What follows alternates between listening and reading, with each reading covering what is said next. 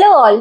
अगर आपको भी ये लगता है कि कहीं भी पेन होने के बाद आपको तुरंत रेस्ट करना चाहिए, तो आज के वीडियो के बाद आपका पूरा का पूरा पॉइंट ऑफ व्यू चेंज होने वाला है। आज हमारे साथ है दिल्ली के बहुत ही जाने माने स्पोर्ट्स फिजियोथेरेपिस्ट डॉक्टर विकास, जिनके साथ हम बैठकर सारे मिथ्स को डिस्कस करेंगे और जानेंगे कि ये ठीक है या नहीं। थैंक यू हरमन, आज मुझे यहाँ इनवाइट करने के लिए। आज हम जो बात करेंगे, जो पेशेंट्स हैं, जो लोग हैं, अपने पेन और रिकवरी के बारे में जितना भी जानते हैं वो 70% गलत है। आज हम उनकी कई सारी मिथ्स हैं जिनको हम बस्ट करेंगे और आज आपके हर क्वेश्चंस का आंसर देंगे। 70%? Are you serious? चलिए स्टार्ट करते हैं हमारा मिथ नंबर 1। सबसे पहला है नो पेन नो गेन। तो ये सच है या झूठ? नो पेन नो गेन जो मिथ है ये एब्सोल्युटली फॉल्स है, इट्स नॉट ट्रू। बल्कि मैं तो कहूंगा ये सबसे डेंजरस मिथ में से एक है। अगर लोगों का ये विश्वास है कि ज्यादा पेन होगा और ज्यादा गेन होगा, तो ऐसा नहीं होता है। बल्कि अगर आपके मसल सोरनेस है और आपका कोई फॉर्म चेंज नहीं हो रहा है, एक्सरसाइज करते वक्त आपका कोई मूवमेंट चेंज नहीं हो रहा है, तो इट्स ओके कि भाई मसल सोरनेस है, वो धीरे धीरे ग्रोथ होगी आपकी मसल्स की, इसलिए वो पेन है।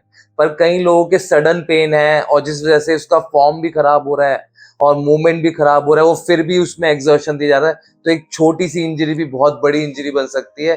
तो यहाँ पे आपको क्लासिफाई करना पड़ेगा कि जो पेन आ रहा है वो किस वजह से आ रहा है।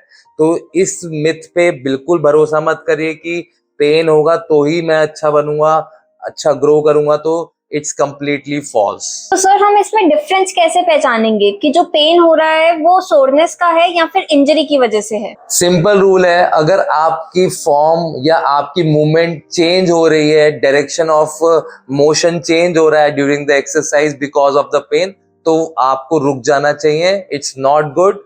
आपकी जो छोटी इंजरी है वो बड़ी हो सकती है। सो हमारा नेक्स्ट मिथ है कि जब भी इंजरी हो जाए तो कंप्लीटली रेस्ट ही करना चाहिए। Complete rest is an outdated concept.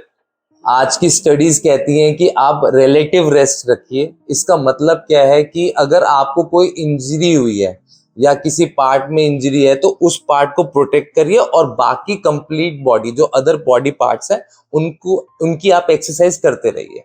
अगर आप पूरी बॉडी को कंप्लीट इनएक्टिव कर देंगे तो आपकी सारी मसल्स वीक होने लग जाएंगी और आपको प्रॉब्लम बढ़ेगी। बल्कि अगर आप उस पार्ट को प्रोटेक्ट करके जिसमें इंजरी है, अदर पार्ट्स की एक्सरसाइज करते हैं, तो बॉडी में ब्लड फ्लो अच्छा रहता है और इंजरी आपकी और जल्दी रिकवर करती है।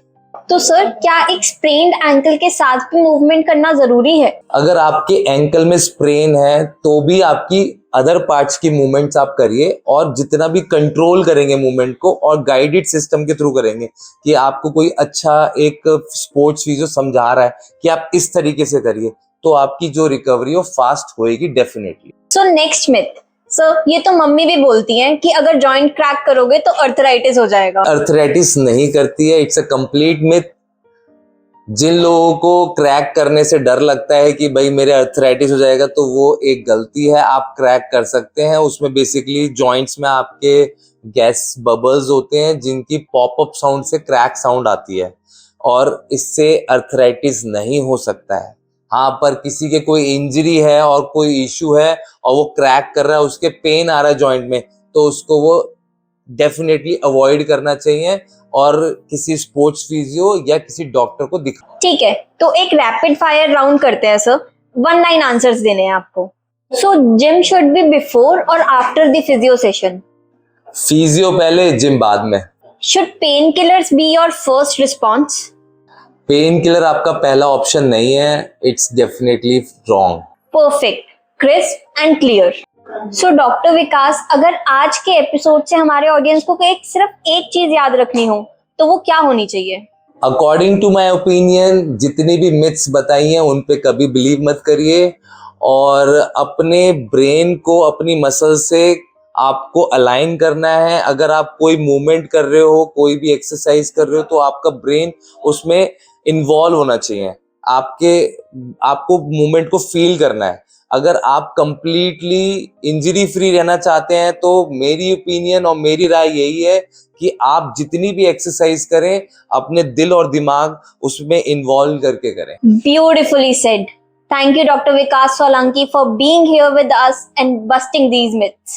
थैंक्स अ लॉट हरमन, बहुत मजा आया आपसे बात करके और आई होप कि सब लोगों को ये बात समझ आए और वो इंजरी फ्री रहे।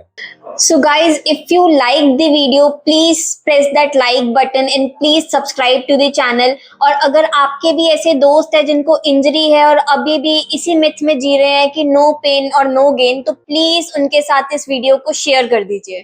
Thank you so much.